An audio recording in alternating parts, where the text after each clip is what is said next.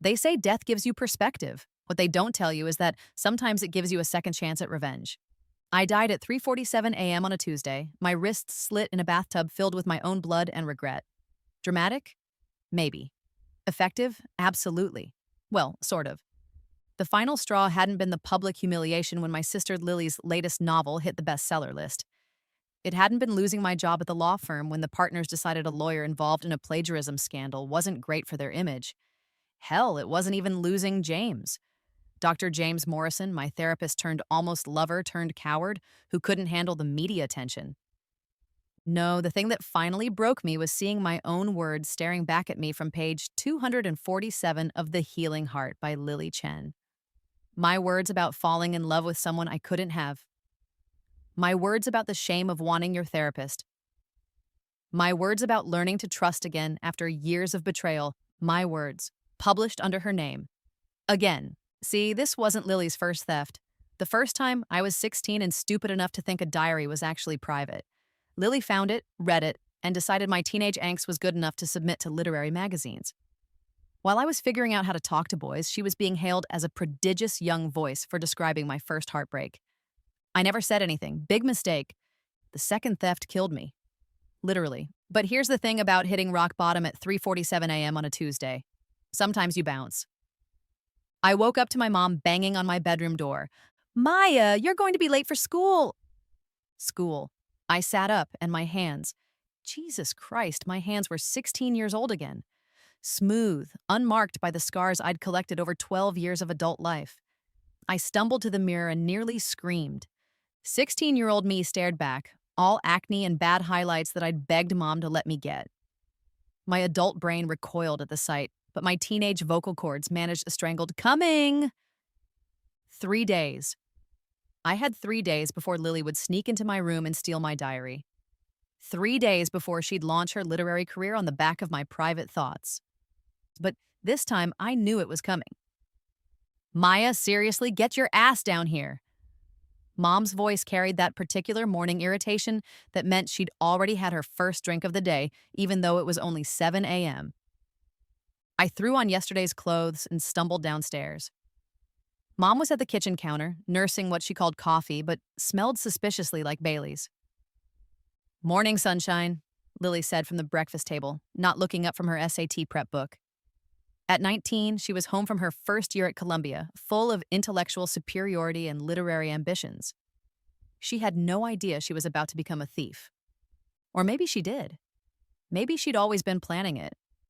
Morning, I mumbled, grabbing a piece of toast. Don't forget you have that English assignment due, Mom said absently. The creative writing one. The creative writing assignment. Right, the one where I'd written about feeling invisible in my own family. The one that would be sitting in my diary in 3 days, waiting for Lily to find it. Already done, I said.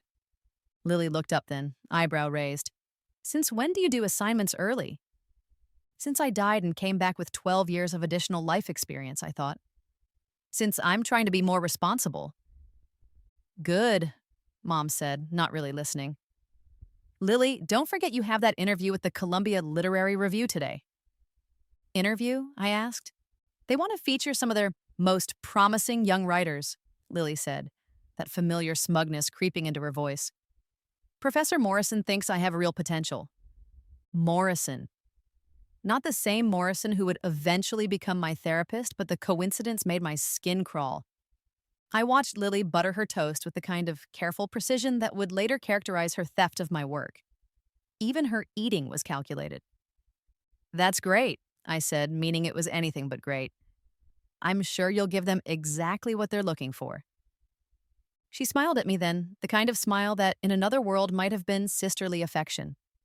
In this world, it looked predatory. After breakfast, I cornered Mom in the laundry room. Mom, can I ask you something? She looked up from the pile of clothes, holding a stained shirt that probably belonged to Dad before he left. What is it, honey? Do you think I'm a good writer? Her face did something complicated.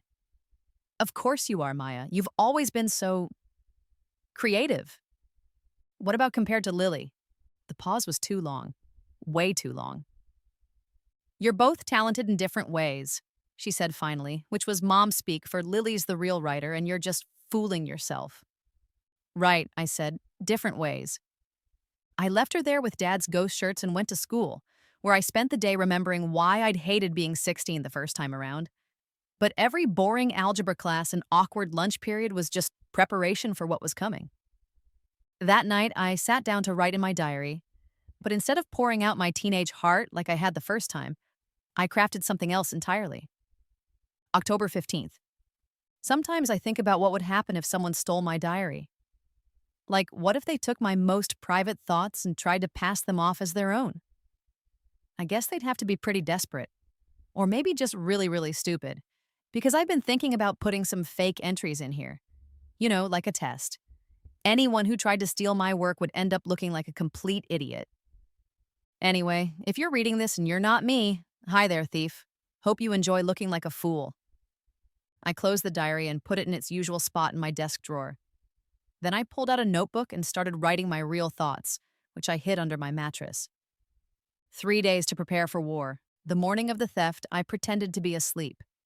I heard Lily's footsteps in the hallway, that particular soft-footed walk she used when she was being sneaky. My door creaked open. I'd deliberately left it unlocked, and I kept my breathing steady as she tiptoed to my desk. The drawer opened with a soft scrape. Pages rustled. I could practically feel her excitement as she read my fake entries, probably thinking she'd struck gold. What she'd actually struck was fool's gold, but she wouldn't figure that out for a while. She took photos with her digital camera. This was 2010, back when people still used actual cameras. And I listened to the soft clicks as she documented my private thoughts. Then she carefully put the diary back and crept out of my room. Hook, line, and sinker. Over the next few weeks, I watched Lily work. She thought she was being subtle, but I knew her tells now. The way she'd tap her pen when she was copying someone else's work. The way she'd glance at me with barely concealed guilt. The way she'd suddenly have inspiration right after reading my diary. I'm working on something really special, she told Mom over dinner one night. Professor Morrison says it has real depth. That's wonderful, sweetheart, Mom said, beaming. What's it about? Oh, family dynamics, the invisible child syndrome, very psychological. I nearly choked on my mashed potatoes. She was describing my fake diary entry word for word. Sounds fascinating, I said sweetly, very original. Lily shot me a look. Thanks. Maya's been writing too, Mom said absently. Haven't you, honey? A little, I said. I'd actually been writing a lot, using every advantage my adult brain could give me. I knew which stories would resonate in 2010. I knew which magazines were hungry for fresh voices. I knew exactly how to pitch myself. Maybe you girls could collaborate sometime, Mom suggested. Lily and I looked at each other across the dinner table. Her eyes were calculating. Mine were probably murderous. Maybe, Lily said, though I think we work better separately. Definitely separately, I agreed. That weekend, Lily submitted her original work to 3 literary magazines. I knew because I followed her to the post office and watched her mail the submissions. What she didn't know was that I'd spent the previous week submitting my actual writing to 5 different publications. 2 weeks later, the rejections started rolling in for Lily. I don't understand, she said, waving a rejection letter from the Atlantic Monthly. Professor Morrison said this piece had real emotional depth. Maybe they're not looking for that kind of story right now, Mom said diplomatically. Or maybe it wasn't as good as you thought, I suggested, not looking up from my homework. Lily's face went through several interesting colors. It was good. I know it was good. Sometimes good isn't enough, I said. Sometimes you need something more. Authentic. The next day, I got my first acceptance letter. Dear Miss Chen, it read, we're delighted to accept your piece Invisible for publication in our winter issue. Your authentic voice and emotional honesty really stood out to us. I read the letter 3 times before it sank in. Then I did a little victory dance in my bedroom because at 16, you're still allowed to do victory dances without feeling stupid. When I showed Mom the letter, her face went through the same complicated expression it had in the laundry room. Oh, she said, that's wonderful, Maya. They said I had an authentic voice, I said, emphasizing the word authentic just enough to make it sting. Lily appeared in the doorway like she had some kind of radar for my success. What's wonderful? Maya got accepted to a literary magazine, Mom said, and I could hear her trying to inject enthusiasm into her voice. Lily's face did something I'd never seen before. Not quite anger, not quite confusion. Something darker. Which magazine? She asked. Southern Literary Review, I said. They're publishing my piece about being the invisible child in a family. The silence in the kitchen was so thick you could have cut it with a knife.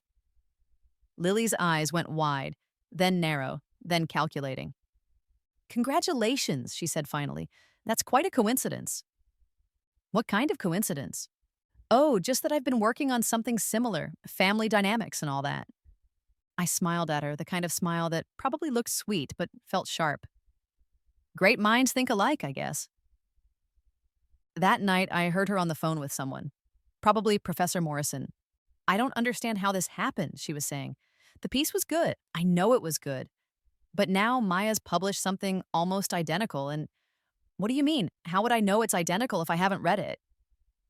I fell asleep to the sound of Lily digging herself deeper into a hole of her own making. Over the next few months, I built my reputation while Lily's foundered. I published 3 more pieces, each one carefully crafted, using my knowledge of what editors wanted.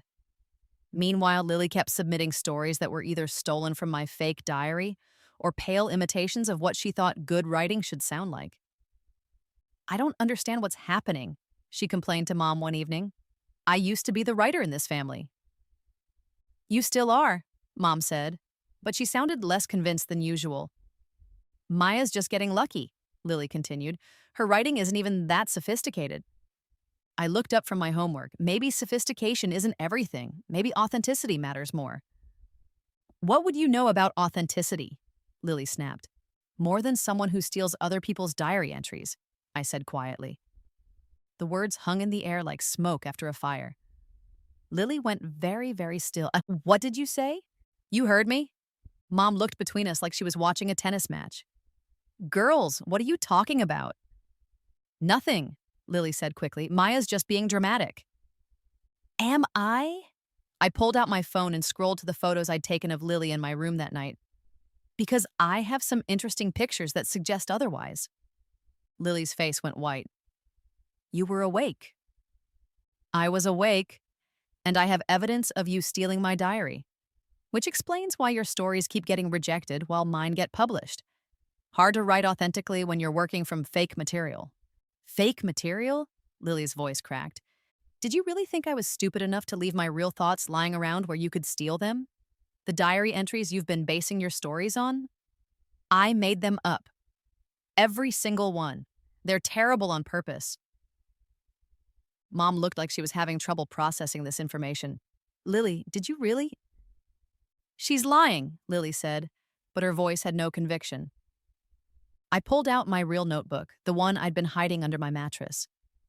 This is where I write my actual thoughts. The stories that are getting published, they come from here. The stories you've been stealing come from a diary full of deliberate garbage designed to catch a thief. Lily's face crumbled. Maya, I can explain. I'm sure you can. The question is whether anyone's going to believe you. That night, Lily came to my room. She knocked this time.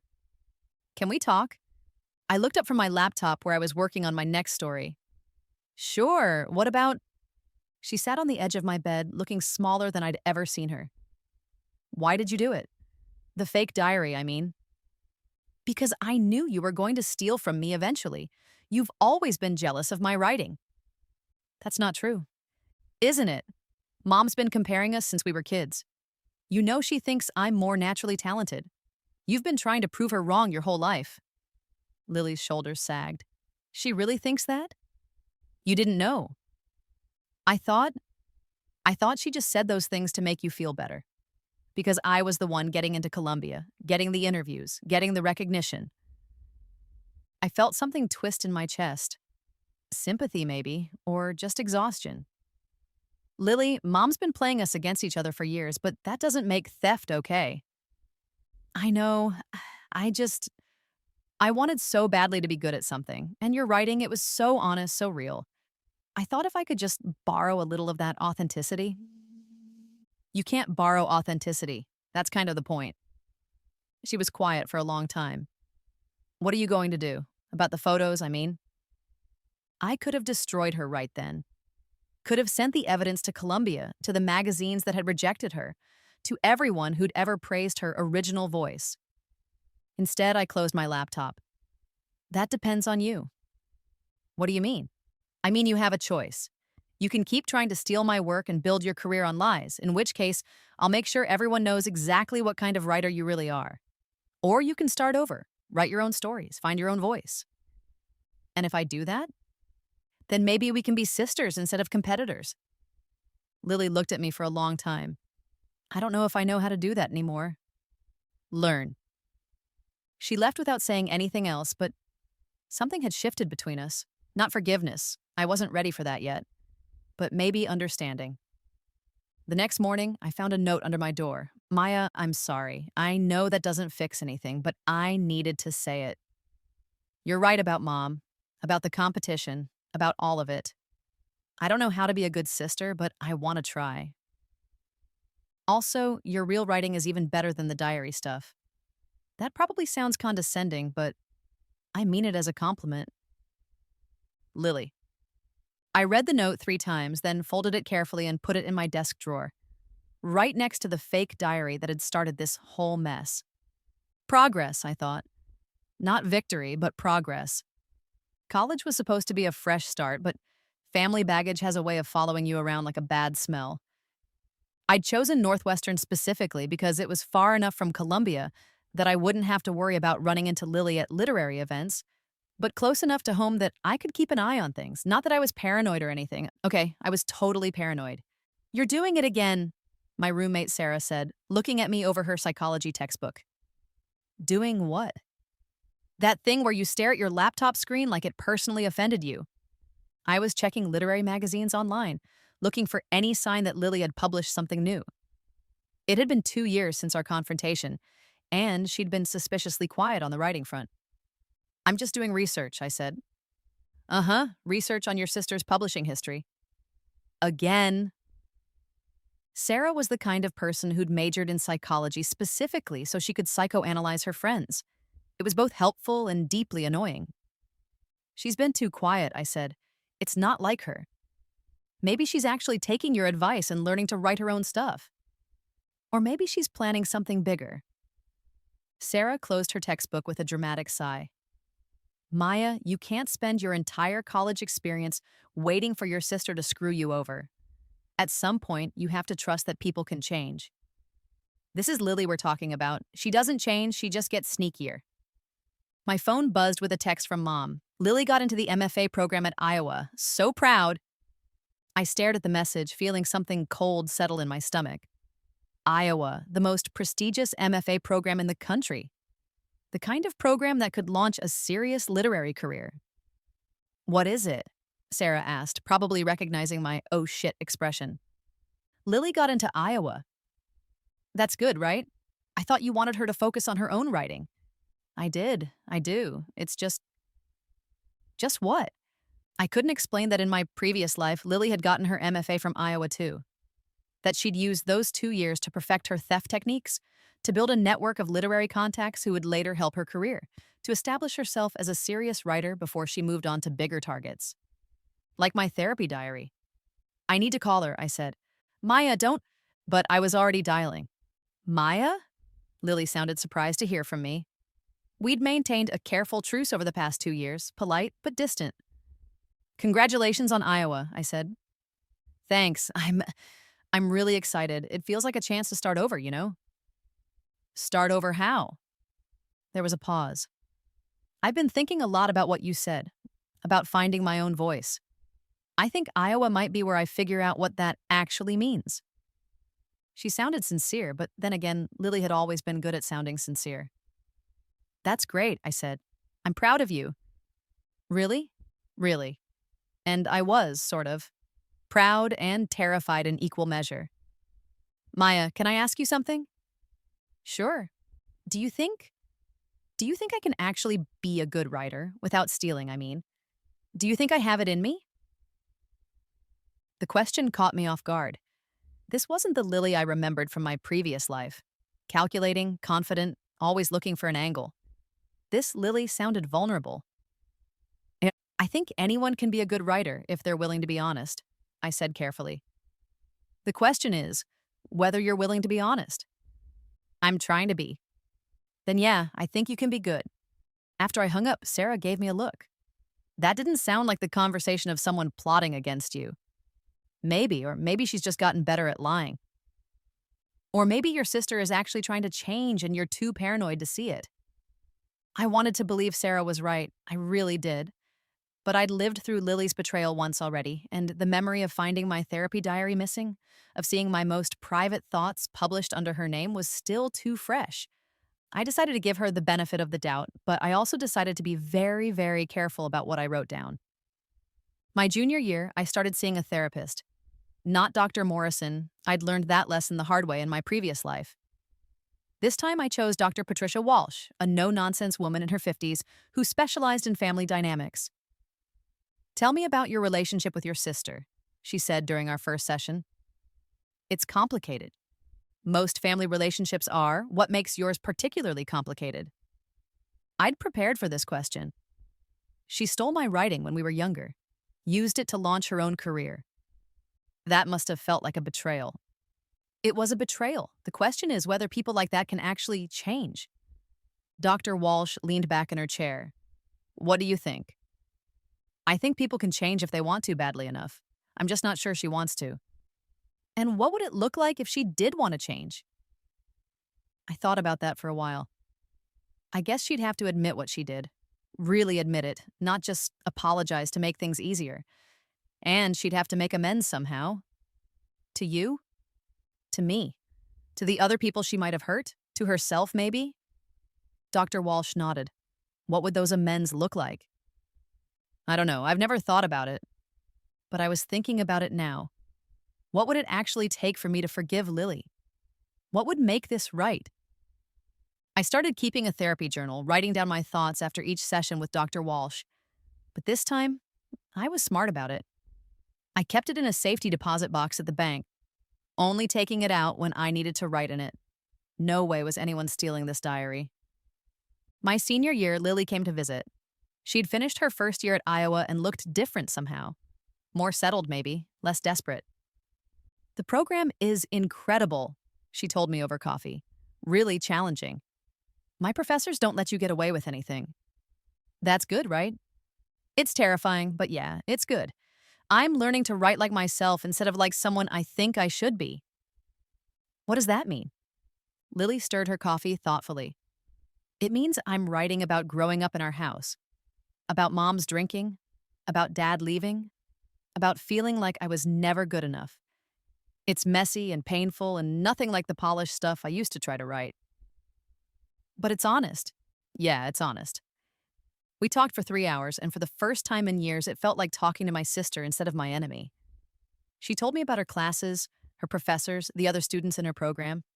I told her about Northwestern, about my own writing, about my plans for after graduation. What are your plans? She asked. Law school, actually. I got into Northwestern's program. Lily looked surprised. Law school? But you're such a good writer. I can do both, and having a law degree might come in handy if I ever need to sue someone for plagiarism. I said it with a smile, but Lily flinched like I'd slapped her.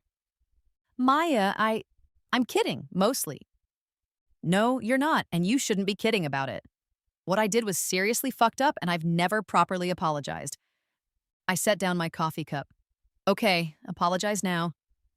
I'm sorry I stole your writing. I'm sorry I built my early success on your work, and I'm sorry I betrayed your trust. I was jealous and insecure, and I took something that wasn't mine because I thought it would make me feel better about myself. It didn't, and I hurt you, and I'm sorry. The apology hung in the air between us. It was more than I'd ever expected to get. Thank you, I said finally. Does this mean you forgive me? I thought about it. It means I'm willing to try. That night, Lily stayed over in my dorm room, and we talked until 3 a.m. like we used to when we were kids. about books and boys and our dreams for the future, about mom's drinking and dad's absence, and the ways our family had shaped us. I used to hate you, Lily said as we were falling asleep. I know. Not anymore, though. Good, because I used to hate you too. And now? I rolled over to look at her in the dark. Now I think maybe we can figure out how to be sisters. For the first time since I'd woken up in my 16-year-old body, I actually believed that might be true. I should have known it was too good to last. 3 years later, I was working at a law firm in Chicago, writing in my spare time, and maintaining what I thought was a healthy relationship with Lily, who had graduated from Iowa and was trying to build her literary career the honest way. And then I got the call. Maya, it's Mom. Have you seen the news about Lily? I was in my office working on a brief that was due in 2 hours. What news? She sold a book, a big book. They're calling it the debut of the year. Something cold and familiar settled in my stomach. What's the book about? Family trauma, I think. The editor said it was incredibly authentic and emotionally honest. They paid her 6 figures for it. I hung up and immediately Googled Lily Chen book deal. The headlines made my blood pressure spike. Rising star Lily Chen sells debut novel for 6 figures. Iowa MFA grad pens brutally honest family saga. The Healing Heart, a novel that will change how you think about family. The Healing Heart, the same title as the book that had driven me to suicide in my previous life. I clicked on the first article with shaking hands. Lily Chen's debut novel, The Healing Heart, follows Maya, a young woman recovering from family trauma through therapy, as she navigates the complicated process of healing and learning to trust again. Publishers Weekly called it an unflinchingly honest portrait of family dysfunction and the courage required to break generational cycles of pain. The authenticity of Chen's voice is what really sets this book apart, said editor Jennifer Martinez. She writes about therapy and healing with the kind of specificity that can only come from lived experience. My lived experience. I called in sick for the rest of the day and drove to the nearest bookstore where The Healing Heart was prominently displayed in the new and notable section. I bought a copy with cash and took it home, where I read it in one sitting. By page 50, I wanted to throw up. By page 100, I wanted to sue. By page 200, I wanted to die all over again. And it was all there. Every breakthrough I'd had with Dr. Walsh, every insight about family trauma, every private moment of growth and healing. Even the specific phrases I'd used in my therapy journal were scattered throughout the book like breadcrumbs leading back to my violated privacy. The protagonist was named Maya. She was a lawyer who'd been betrayed by her sister. She was in therapy with a doctor who looked suspiciously like Dr. Walsh. She even had the same recurring dream about drowning that I'd written about extensively in my journal. The journal I'd kept in a safety deposit box. The journal no one else should have been able to access. I called the bank. I need to check the access log for my safety deposit box, I told the customer service representative. I'm sorry, ma'am, but we don't typically provide that information unless there's been a suspected breach. There has been a suspected breach. I need to know who else has accessed my box. It took 3 hours and a lot of legal intimidation, but I finally got the information.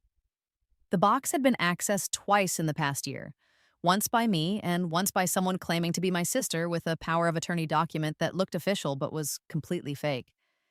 Lily had stolen from me again, but this time she'd committed fraud to do it. I called her immediately. Maya, did you hear about the book?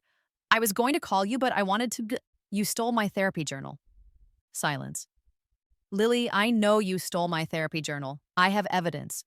You forged a power of attorney to access my safety deposit box, and you used what you found there to write your book. Maya, I don't know what you're talking about. The protagonist is named Maya. She's a lawyer. She was betrayed by her sister. She has the same dreams I wrote about, the same breakthrough moments, the same relationship with her therapist. You even used my exact words in some places. It's fiction, Maya. Any resemblance to real people is coincidental. Bullshit. And you know what? This time I can prove it. I could hear Lily breathing on the other end of the line. Prove what? That you're a thief. That you built your entire career on stolen work. That you're a fraud. Maya, please, let me explain. Explain what? How you lied to me for 3 years? How you pretended to change while planning your biggest theft yet? How you violated my privacy in the worst possible way? I didn't plan it. I was desperate. The money from Iowa ran out. I couldn't get anything published. My professors were telling me my work wasn't authentic enough. And then I remembered you saying you were in therapy, and I thought, you thought what? That you'd just steal my healing process and sell it? I thought maybe if I could understand what you were going through, it would help me write better. So I got into your safety deposit box and I read your journal. And it was so raw and honest and real. And I started writing, not to steal from you, but to try to understand. But then the story took on a life of its own, and my agent loved it, and the publisher wanted to buy it, and I didn't know how to stop. You didn't know how to stop committing fraud? Maya, I fucked up. I know I fucked up. But maybe we can work something out. I'll split the advance with you. I'll give you co-author credit, whatever you want. What I want is for you to tell the truth. The truth. The truth. To your publisher, to your agent, to everyone who thinks you're this authentic voice writing from lived experience. I want you to admit that you stole this book from your sister's private therapy journal. I can't do that. It would destroy my career. Your career is already built on lies. At least this way, you'd destroy it honestly. Lily was quiet for a long time. What if I don't? Then I destroy it for you, publicly, with evidence. Maya, please. We were finally getting along. We were finally sisters again. We were never sisters again, Lily. I was just naive enough to think people could change. I hung up and immediately called a lawyer. Not someone from my firm. This was too personal for that. I called Maria Santos, an attorney who specialized in intellectual property theft. This is going to be complicated, Maria told me after I'd explained the situation. Proving that your private journal was the source material for her fiction is going to be challenging. I have evidence that she illegally accessed my safety deposit box. That's good, but we'll need to prove that she actually used what she found there. The book is practically a word-for-word transcription of my therapy sessions. Can you prove that? Do you have copies of your original journal entries? I did. I'd photographed every page before putting the journal back in the box, a paranoid habit left over from my previous life's experience with Lily's theft. Yes, I have copies of everything. Maria smiled. Then we might have a case. The lawsuit was front-page news in the literary world. Sister sues sister over best-selling novel was the headline in Publishers Weekly. The New York Times ran a whole feature about plagiarism and family dynamics in contemporary fiction. Lily's publisher immediately pulled the book from shelves pending the outcome of the lawsuit. Her agent dropped her. The literary community, which had been celebrating her authentic voice, turned on her with the fury of people who'd been made to look foolish. I can't believe I blurbed that book, one prominent author tweeted. If these allegations are true, it represents the worst kind of literary fraud. Lily called me every day for 2 weeks, begging me to drop the lawsuit. Please, Maya, you're destroying my life. You destroyed your life. I'm just making sure everyone knows about it. What do you want from me? Money? Public apology? I'll do whatever you want. I want you to face consequences for what you did.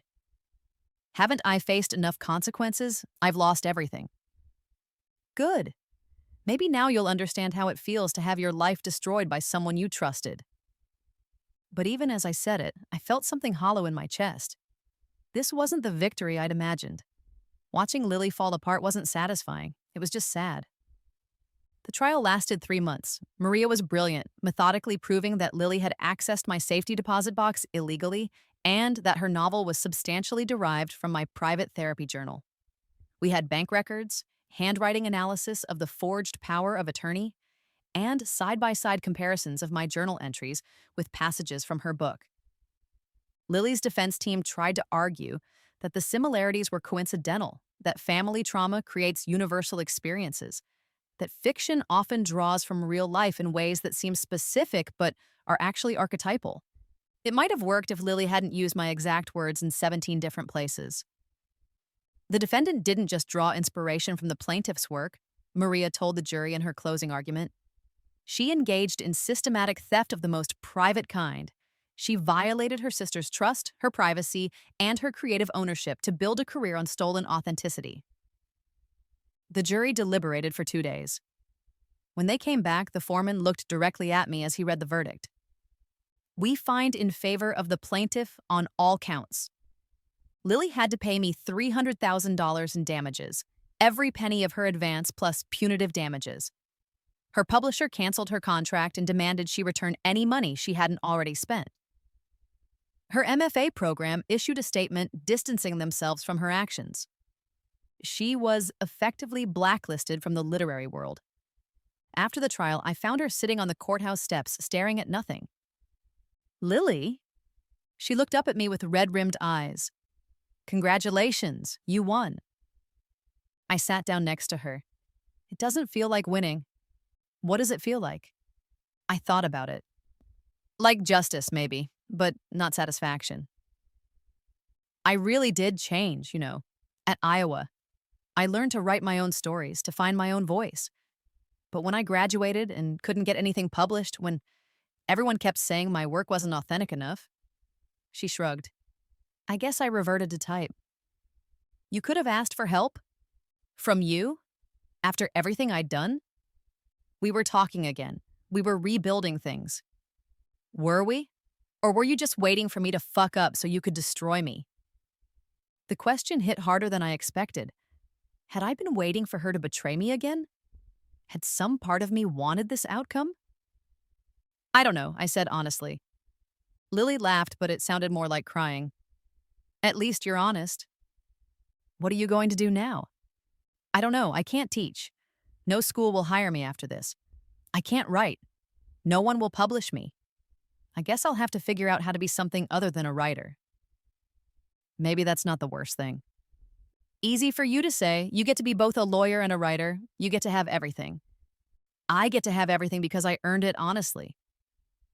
Lily nodded slowly. Yeah, you did. Yep. We sat in silence for a while, watching people come and go from the courthouse. Lawyers with their briefcases, defendants with their worried families, witnesses clutching subpoenas. All the little dramas of justice playing out in real time. Maya, Lily said finally. Yeah? I'm sorry, not for the legal stuff. I know that doesn't matter anymore, but for the sister stuff. For making you feel like you had to guard yourself against me your whole life. For making it so you couldn't trust me even when I was trying to change. I wanted to trust you. I know, that makes it worse. She stood up, brushing dust off her skirt. I'm going to disappear for a while. Try to figure out who I am when I'm not competing with you. Lily, don't, please. We both know this is how it had to end. She walked away without looking back, and I let her go. 2 years after the trial, I published my own book, The Thief in My House, a true story of literary plagiarism and family betrayal, hit the New York Times bestseller list in its second week and stayed there for 6 months. It wasn't just the family drama that made it popular, though the literary world loves a good scandal. It was the broader issues it raised about authenticity, family trauma, and the price of artistic success. I wrote about growing up in a house where love was conditional on achievement, about a mother who pitted her daughters against each other without realizing the damage she was doing, about the specific kind of betrayal that comes from having your most private thoughts stolen and sold. But I also wrote about forgiveness, about understanding, about the ways that hurt people, and how breaking cycles of damage requires more than just calling out bad behavior. The book led to speaking engagements, interviews, podcast appearances. I became an advocate for better protections for young writers, for stronger plagiarism enforcement, for more honest conversations about family dynamics in creative industries. I also started a foundation, the Authentic Voices Project, that provided legal aid to writers whose work had been stolen and mentorship to young authors trying to find their own voices. Tell me about your sister, the interviewer from NPR asked during a segment about the book. Do you think she's capable of change? It was the question everyone wanted me to answer, the redemption narrative or the lack thereof. I think change is possible for anyone who wants it badly enough, I said. But wanting to change and being willing to do the work of changing are two different things. And sometimes the damage is too deep to repair, even with the best intentions. Do you miss her? The question caught me off guard. Did I miss Lily? Not the Lily who'd stolen from me, but the Lily who'd stayed up all night talking about books when we were kids. The Lily who'd helped me with my college applications. The Lily who'd apologized with tears in her eyes. Yeah, I said. I miss who she could have been if she'd made different choices. After the interview aired, I got an email from an address I didn't recognize. Maya, I heard you on NPR yesterday. I wanted you to know that I've spent the last 2 years in therapy working on understanding why I did what I did. I'm not writing anymore. I don't think I'll ever write again, but I'm learning to be okay with that. I also wanted you to know that I'm proud of what you've built. The foundation, the book, the way you've turned something terrible into something useful. That's always been your gift. Taking pain and making it meaningful. I don't expect forgiveness. I just wanted you to know that I'm finally doing the work I should have done years ago. L. I read the email 3 times, then saved it in a folder labeled family. I didn't respond. Some apologies don't require answers. They just require witnessing. 6 months later, Mom called. I've been reading your book, she said. Yeah, what do you think? There was a long pause. I think I owe you an apology. For what? For making you and Lily compete with each other. For playing favorites. For not seeing what I was doing to both of you. It was the conversation I'd been waiting for my entire life. In my previous life, it had never happened. I appreciate that, Mom. Do you think Lily would talk to me if I reached out? I don't know. She's been pretty clear about needing space. I understand. I miss her. I miss both of you. I'm here, Mom. I know. But I'm learning that being physically present and being emotionally available are different things. After we hung up, I thought about calling Lily, about forwarding Mom's message, about trying to facilitate some kind of family healing. But then I remembered what Dr. Walsh had taught me about boundaries, about not taking responsibility for other people's relationships.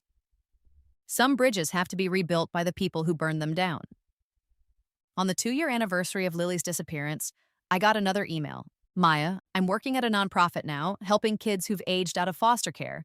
It's good work, meaningful work, not writing, but still storytelling in a way, helping these kids figure out how to tell their own stories moving forward. And I think about you sometimes, about the book you wrote, about the foundation, about how you took something that could have destroyed you and used it to help other people. That's real strength. I'm not ready to come back yet. I don't know if I ever will be. But I wanted you to know that I'm okay. More than okay. I'm learning to be someone I can actually respect. Thank you for teaching me that authenticity can't be stolen. It has to be earned. L, this time I did respond. Lily, I'm glad you're okay. I'm glad you're doing work that matters to you. For what it's worth, I think the person who wrote that email is someone worth respecting. Take care of yourself. Maya, I don't know if Lily and I will ever be sisters again. Real sisters, not just people who share DNA and trauma. But I know that we're both becoming people we can live with, and maybe that's enough. My second book comes out next month. It's fiction this time, a story about 2 sisters who find their way back to each other after years of misunderstanding. Some critics are calling it overly optimistic, unrealistic in its portrayal of family healing. They're probably right. But sometimes fiction gets to be more hopeful than real life. Sometimes the story we need to tell isn't the one that actually happened, but the one that shows what's possible. I dedicated the book to my sister, who taught me that some stories are worth the pain of telling them. I don't know if she'll read it, but I know I wrote it honestly, in my own voice, with words that belong to me and only me. And that finally feels like enough. They say death gives you perspective. What they don't tell you is that sometimes it gives you a second chance at living.